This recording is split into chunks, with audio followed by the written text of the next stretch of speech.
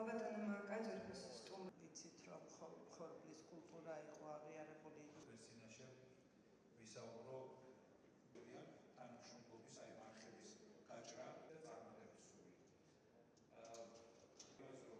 ჩვენ საქართველოს გვეყოლება აღიარება ჩვენი სისტემის და ეს წარმატება პრაქტიკულად 2025 წლის ახლა ნოემბერში რაღაცა უნდა დავხარჯოთ.